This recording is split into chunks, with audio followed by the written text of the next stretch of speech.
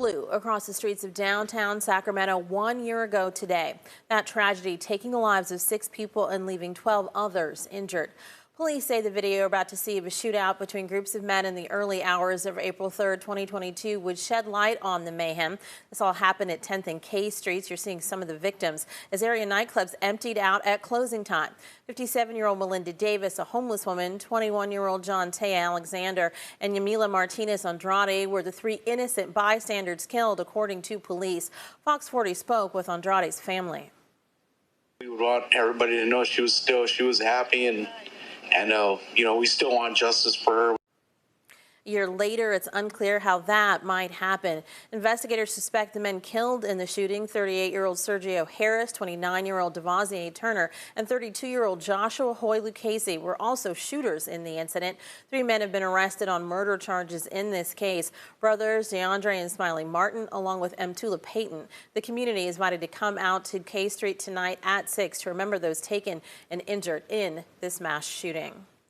Within hours of the chaos on K Street, the word out in the community and early indication from the police was that tragedy may have been gang-related. That was a notion police confirmed as they made the 3 arrests in this case so far and tried to keep the incident from triggering full-scale gang retaliation. Mervyn Brookins of Brother to Brother with me now live. Good morning to you. Good morning. Thanks for having me. Definitely. How are you feeling today? You knew some of the people who died that day well. Yes, well, today is a day of remembrance for the victims involved. So it's kind of a sad day when you think about the tragedy that happened. It's bittersweet. It's bittersweet. So, how have you seen the community perhaps change over this past year with so many people, so many families broken by this incident? Have any tensions been rising again as this 1-year mark approached?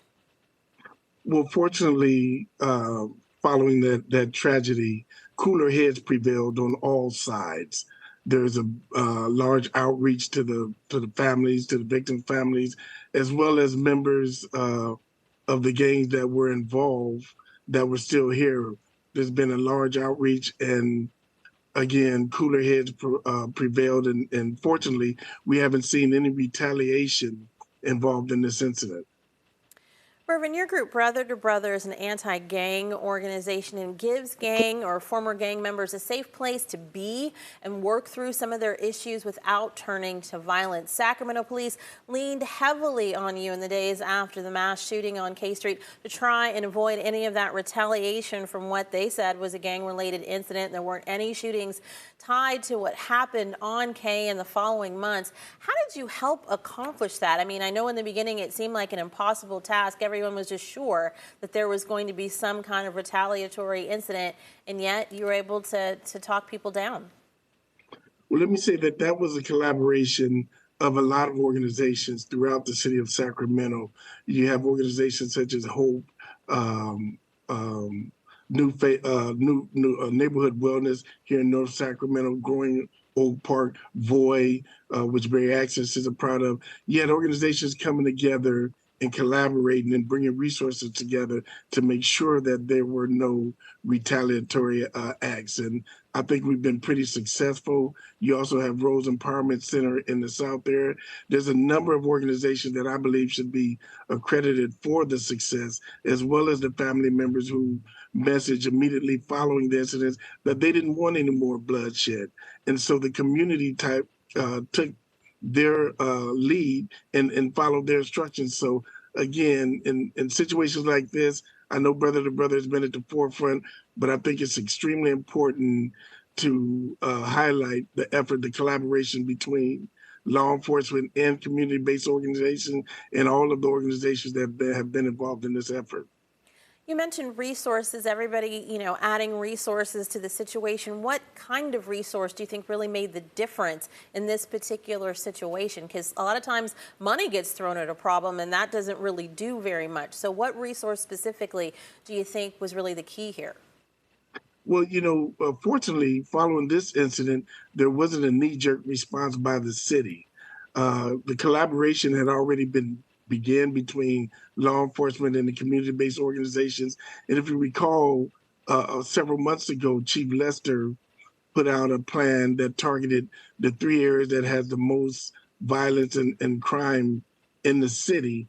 And she directed resources, non-policing resources to the areas, specifically providing funding for organizations that provided job opportunities, mentoring opportunities, organizations like Neighborhood Wellness that deals with interrupting intergenerational trauma, which is extremely important. It's not enough to say that, we understand how we got to this point, but then addressing it is an entirely different matter. So when law enforcement stepped up and asked the question, how can we help you help yourself? The community responded and gave plenty of suggestions. And fortunately, to their credit, they invested in those ideas, in that collaboration. And, here we are a year later, and there hasn't been a lot of reporting on gang violence, gang activity. And that's a direct result of the collaboration and the work of the numerous community-based organizations throughout the city.